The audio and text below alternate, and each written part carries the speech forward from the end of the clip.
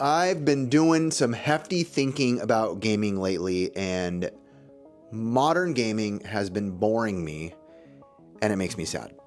And let me explain. There's a lot of pros and cons to a lot of things, but I've just been very disappointed and I'd say disgruntled with the modern gaming scene as of late. Oh, and also you will see lots of paint on my hands and my face and in my hair that I can't get out. I've been painting my house with Ricky. Thank you, Ricky. I appreciate you. You know, I was just kind of going through a backlog of original old Nintendo games and Super Nintendo games and even like early PlayStation. I'd say like late 80s, 90s, early 2000s. And it's so hard because when I think about modern gaming and my disappointment, I immediately think of like, what do my kids think, right? They would think like, Dad, you're being a boomer. You know, you're old, you're 40 now. Gosh. But there's so many things about retro games and so many memories that I have that I think are never going to be replicated again. And what I mean by that is I don't think it's quite possible to replicate what we got growing up in the earlier generation of video games. And I think the first big point would be the huge leaps and bounds within generational gaming. The way we got games presented to us felt like a Super Bowl every time a new console came out. And I know people can say, well, we do get that feeling nowadays, we do, but I'm talking about not necessarily the marketing leading up to it, but the payoff, right? Is the payoff there? Back in the day, Boomer activated, Boomer card, go! You would have such big leaps from console to console. Yes, of course, there was things that maybe weren't that big of leaps, like, you know, certain DSs to DS Lites or this to 3DS, whatever it may be, not saying in particular, but there were some that weren't as, you know, extravagant as others. But there was such a big difference that the console wars and the bit wars were a thing. I know when I was a kid, I never paid attention to necessarily console wars, but I very much paid attention to bits. I didn't know what they mean. I don't even know if I still know what they mean, but back then they were everything and you could see them. And that's the difference, right? Right now, when let's say the PlayStation 5 or Xbox Series X, which by the way, in my opinion, I was talking with Ricky today, these have just disappointed me beyond measure. I've owned both, I still own both, and they've just disappointed me beyond measure. And I don't know what it is. I'm trying to get myself excited. I buy the games. I buy all the games that people tell me about. But these leaps that we had back in the day were so easy to digest. You're like, wow, that's a new console. That feels different. Holy cow, 8-bit to 16-bit. Holy cow, 16-bit to 32-bit. Holy cow, 32-bit to 64-bit. Oh my gosh, we're in 3D world. What in the world is happening? And then getting to perfect those things like the PlayStation 2, to PlayStation 3, which is where I think the era of gaming kind of stopped feeling like, holy cow, when you see games, right? PlayStation 3 to PlayStation 4 to PlayStation 5. It was good and got a little better and a little better. And yes, technical terms, you can say, well, they technically got way better, dude. You're not a tech guy. I know that. But seeing them, it almost looks the same, right? And I know we're just talking about graphics here, but it didn't feel like any big leap. When I put on my PlayStation 5 and I bought my OLED just for it, and same for Xbox Series X, I was geared up and ready to have my mind blown like, this is the next gen. Again, I bought into the hype and I bought it and I turned it on and I'm like, it looks like my PlayStation 4. Oh man, can I get a refund? No, I played some of the games and I felt some of the goodness in it, but I just don't feel like we're ever gonna get that graphical leap to where without anybody explaining to you ray tracing and all this stuff, right? Without anybody explaining it to you, I argue that I'm one of the best guinea pigs for gaming because I don't know anything about specs or tech. So for me, it just comes down to what my eyeballs see and what my hands feel and what I'm playing, and what I've been playing feels a lot like what I've been playing years ago, which can be great. But I just think the excitement of finding a new feel in these games, like the new feel, not saying they're all bad, but I'm just like, it's good. But I've felt this experience before. I know I won't be alone in this one, but excessive monetization in modern gaming is egregiously gross.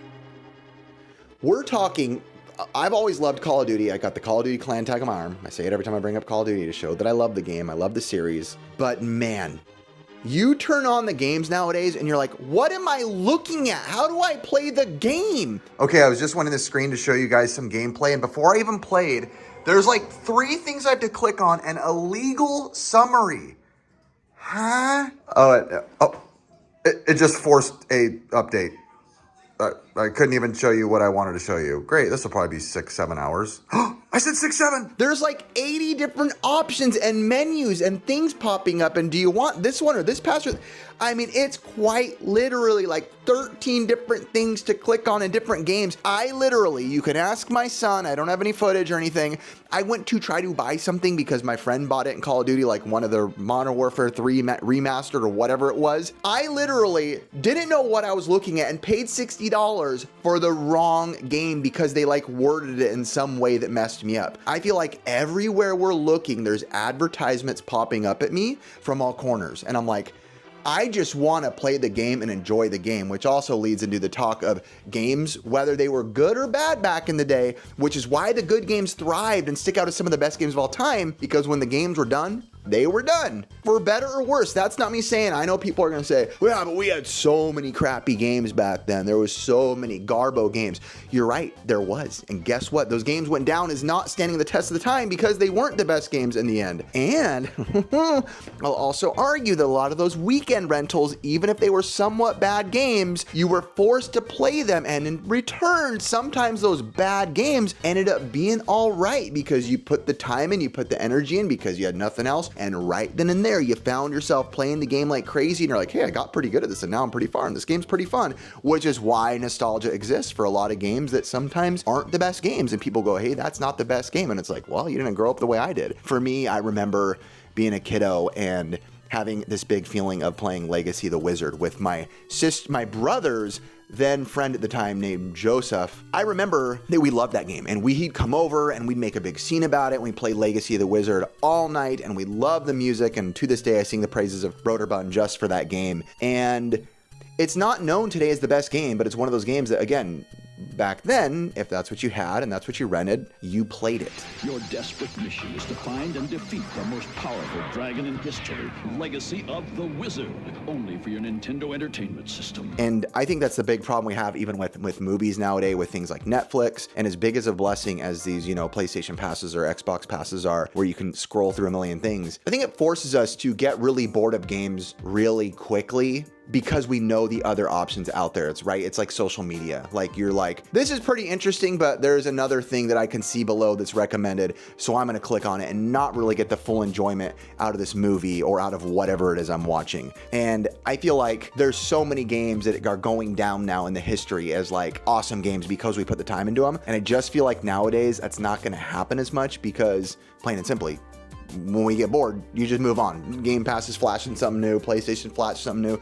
Ooh, this is their update. Ad time. Let's click on it and go to the next. Squirrel! And I want to ask you all too before I keep going on. It's not that modern games suck. I want to make that very clear. There's a lot of very good games out there. But what is it that makes me not interested? And I don't know if this is like a therapy question or something, but for some reason, there's very few games that I just care to play, and I'm always going back to my retro games. Why? What is that? Is it because they're better games, or I'm more attached to those experiences? I don't want to try new things. I don't know what it is. The only modern game I'm playing really right now, and I play it a lot, is Skate. The new Skate game. It's called Skate Dot, which is like the worst name. Just call it Skate 4. But I play that all the time. It's very therapeutic for me. Skate 3 is probably one of the most played games I've ever played in my entire life. Played that game unfathomable amount of hours. But I don't know. I feel like quite literally like a boomer when I have this conversation with myself because I'm like, I just don't even know if I have an answer. I'm just like, it feels so meh. Another fun thing, even though I know, like places exist at malls nowadays, which a lot of malls are dead. There's actually a lot of booming malls by where I live in Orange County, California. But things like arcades back in the day were booming. Like this is like you get to mix social with gaming in person, which is another, couch co-op thing. And it's a weird thing for me to think about, especially as a dad of 3 kids. Only my son really games. And even then he's not really like a gamer. He'll just play here and there. And I do have a weird feeling because he will be chatting with his friends, and they're having fun and my son is screaming and having a good time. And I love it. I'm like, that is so fun. You guys are having so much fun.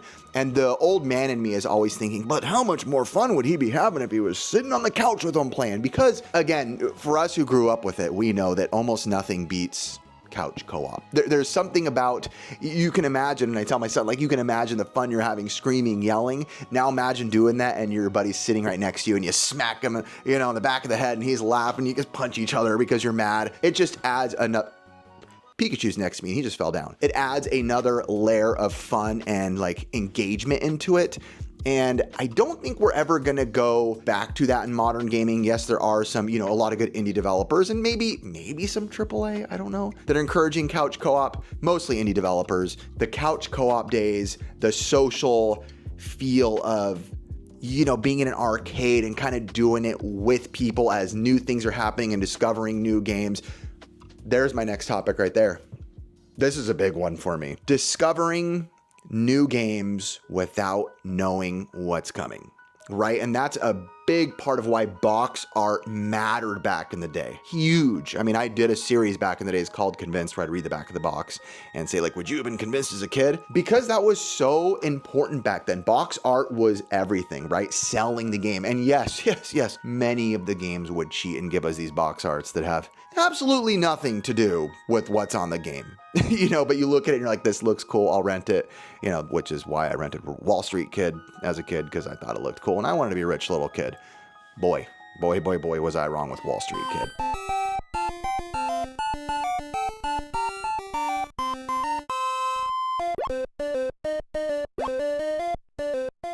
And for better or worse, the element of surprise and seeing what happens within games was never spoiled by YouTube or a review. And I will say there's even stuff nowadays where I'm like, what? That got fed to me without me even clicking on it. I didn't want to see that. I remember when the new Star Wars movie came out, the episode 7, Force Awakens, whatever one that is, whether you like it or not. I remember clicking on something that said like spoiler free Star Wars graphics comparison, like, you know, whatever, CGI comparison. And it started out and someone literally baited me and showed me, by the way, if you haven't seen the movie, click off, literally showed Han Solo getting killed. I was like, I didn't want to know that. I wanted an element of surprise. And that's how I feel a lot of times for games nowadays, where I'm like, we're getting bombarded with 80 reviews popping up. People are using in their thumbnails the score that they're giving. And I'm like, no, I don't like my bias being, you know, already swayed before I even read it for myself, right? It's like politics. I don't want to see someone saying something before I know what's happening. I like to look at it myself and be like, oh, well, that's where my opinion is now based on what I play. And back in the day, there was almost no error for that because you weren't finding it unless you were, you know, opening your Nintendo Power or opening your Game Informer or Sega Visions and finding out for yourself, you know, looking for that. And you had to like really go out and seek it out. Nowadays, it just gets fed to you so easy, because it's, you know, people are scrolling on shorts or whatever it is, and it's just like, boom, there it is, boom, there it is, boom, oh, shoot, wasn't ready for that. I feel like there's so much element of surprise lost because everybody has to say everything about every game that's coming out. So I surely miss the days when you just went in and were like, hey, I ended up loving Off-Road Baja on Super Nintendo because it was awesome. Now, you name a game, it's like, oh, I know games that I've never played that I heard are hot garbage because that's what everybody on the internet says before I even wanted to know it. I never even had any interest in Concord in my life, but all of a sudden I knew that everybody in the world hated it and thought it was stupid. So it's like, oh, okay, I guess that's what everybody's saying. I guess I'll never play that game. Maybe I would have liked it. I don't know. Also, mascots with like personality, like Mario and Sonic and Crash Bandicoot, like all poking at each other. There was so much personality within video games. You know, there was so many times that these companies would try to make their own mascots, you know, whether it be, you know, weird ones like Alex Kidd or, you know, Bonks or Airzonk or whatever it is, Arrow the Acrobat, you know, all these anthropomorphic animals and characters who kind of seemed larger than life that you were well aware that the company was trying to kind of give so much personality to that it would kind of become like the face of that console or the face of that generation of games. And a lot of times they failed, and obviously the big ones prevailed, and we all know who they are now. There was so much of that within personality. Again, that's not me saying modern games suck or there are no personality. I've seen many games that are awesome nowadays from my friends who are super into, you know, modern gaming. I just can't find myself to push myself to always want to play them. And I don't know why. Why? Help! I feel like what I need from the audience is other opinions on like what games, based off what I've said in this video, like now you've kind of learned a little bit about me if you don't know me and you know what I like. What do you think are some games that I would play that would just make me happy? And I think that's all I really want in a game. I want to try a game that I've never heard of, and I have no bias for if it's going to be good or bad, because it just might be an under the radar fun game that has a cool, fun soundtrack and is simply fun to play. At the end of the day, you're not going to convince me to play a game at the end of the day because the graphics are the best, or maybe the soundtrack. I'm a sucker for soundtracks, but it's just at the end of the day, if I go, I enjoyed that, I had fun playing that, whatever it is. I'll say my brain typically just wants to have fun playing a game, whether I'm laughing, whether I'm goofing around, where I'm being put to the test like Super Meat Boy or something. So just, I could use some suggestions, some help, some tips to where do I need to go here with the next generation that's just going to get me excited again to really dive into modern. And again, I got the OLED, I got all that. None of that matters to me. Let me know your thoughts. Are you loving this generation? Are you hating this generation? Or are you like me and you're just stuck in the past, wanting to keep putting in Super Mario World and Blaster Master while watching The Tick every night of your life? I don't know what it is. Let me know. Hey, I never asked just for you guys to subscribe. You could do it if you want. That'd be cool. If you can help us to keep making videos by going to check out our Patreon, anything you want. Either way, I love you and I'd kiss you on the lips. If I had to. I would do it for free.